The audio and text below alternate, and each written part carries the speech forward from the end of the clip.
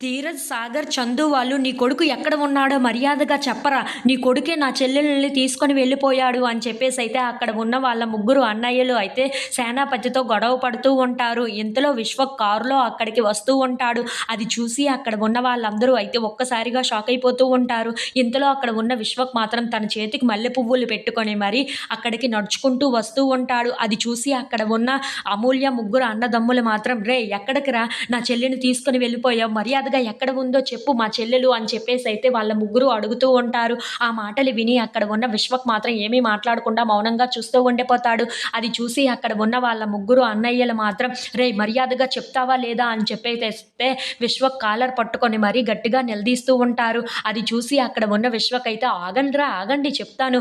నిన్న రాత్రి మొత్తం మీ చెల్లి నాతోనే గడిపింది. ఆ విషయం మీకు తెలుసా" అని చెప్పేసైతే చాలా సిగ్గుపడుతూ చెప్తూ ఉంటాడు. ఆ మాటలు విని అక్కడ ఉన్న వాళ్ళందరూ అయితే ఒక్కసారిగా షాక్ అయిపోతూ ఉంటారు. ఇంతలో అక్కడ ఉన్న రామరాజు మాత్రం విశ్వక్ దగ్గరికి వచ్చి తన చెంప మీద కొట్టి మరి "రేయ్! నా కూతురు ఎప్పటికీ తప్పు చెయ్యదురా! నా కూతురు ఎటువంటిదాయో నాకు పూర్తిగా తెలుసు" అని చెప్పేసైతే అంటూ ఉంటాడు. ఇంతలో అమూల్య అయితే కారులో నుండి దిగుతూ ఉంటుంది. అది చూసి అక్కడ ఉన్న రామరాజు ఇంట్లో ఉన్న వాళ్ళందరూ అయితే ఒక్కసారిగా షాక్ అయిపోయి అమూల్య వైపు అలా చూస్తూ ఉండిపోతారు. ఇంతలో అక్కడ ఉన్న వాళ్ళందరూ అయితే "ఏంటి విశ్వక్ కారులో నుండి దిగుతుంది అమూల్య" అని చెప్పేసైతే అనుకుంటూ అమూల్య వైపు అయితే అలా చూస్తూ ఉండిపోతారు. ఇంతలో అక్కడ ఉన్న విశ్వక్ మాత్రం అమూల్య దగ్గరికి వెళ్ళి "అవునురా! రాత్రంతా మా ఇద్దరం ఒకే చోట ఒకే దగ్గర గడిపాము. ఆ విషయం మీకు ఇకనైనా అర్థమయ్యి ఉండాలి" అని చెప్పేసైతే అంటూ ఉంటాడు. ఆ మాటలు విని అక్కడ ఉన్న సాగర్ అయితే "రేయ్! నువ్వు ఎక్కువ మాట్లాడుతున్నావు.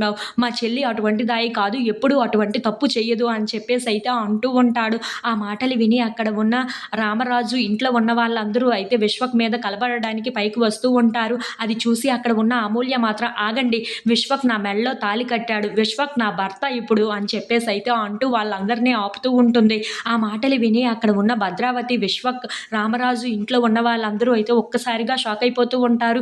"ఇదేంటిది నాకు ఇలా బెడిసి కొట్టింది" అని చెప్పేసైతే అక్కడ ఉన్న విశ్వక్, భద్రావతి వాళ్ళు అయితే ఒక్కసారిగా షాక్ అయిపోయి అలా చూస్తూ ఉండిపోతారు. ఇంతలో అక్కడ ఉన్న విశ్వక్ మాత్రం "ఇదేంటి ఇలా చెప్తుంది? నేను అసలు దాని మెడలో తాళే కట్టలేదు కదా! అయినా ఇప్పుడు ఇలా ప్లేట్ మార్చిందేంటి" అని చెప్పేసైతే అనుకుంటూ అలా అక్కడ ఉన్న అమూల్య వైపు అయితే చూస్తూ ఉండిపోతారు. అది చూసి అక్కడ ఉన్న అమూల్య మాత్రం మీరెవ్వరూ నా భర్త మీద చెయ్యి వేయడానికి వీలు లేదు" అని చెప్పేసైతే ఇంట్లోకి వెళ్ళిపోతూ